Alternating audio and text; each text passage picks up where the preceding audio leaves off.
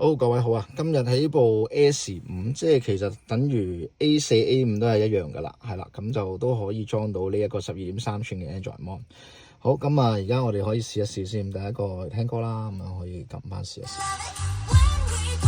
好，咁我哋之前都講過噶啦，我哋可以經翻原車藍牙嘅音樂啦，同原車藍牙嘅電話去入聲嘅，係啦，咁所以個聲音咧就會同以前係一模一樣嘅啫。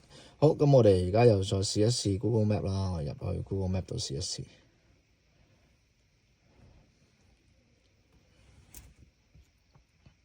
好，咁啊 Google Map 啦，呢個 OK，咁就好。我哋係下一個，我哋試一試嗰個地圖。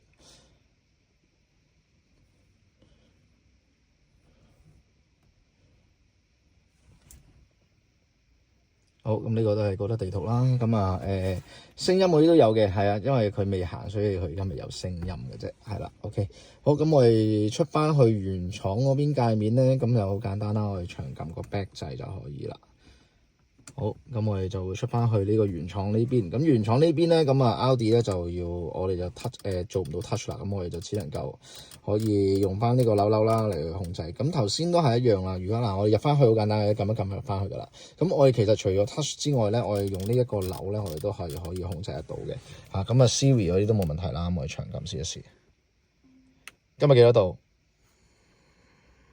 今日最高溫會係攝氏14度，同埋最低溫會係O.K. 好，咁啊，頭先太控嗰度講埋啦。譬如我哋而家照樣播翻歌先算啦。咁我哋都係可以用翻太控嚟去控制嘅。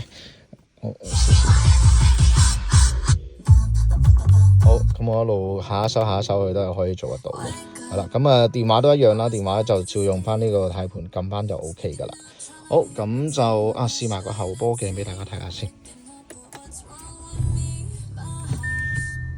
好，咁佢哋都會帶翻去原廠嗰個畫面嗰度可以 show 翻出嚟嘅。OK，咁啊入翻 P 或者入翻 D 嘅話咧，咁佢都會帶翻去嘅 Apple CarPlay 度噶啦。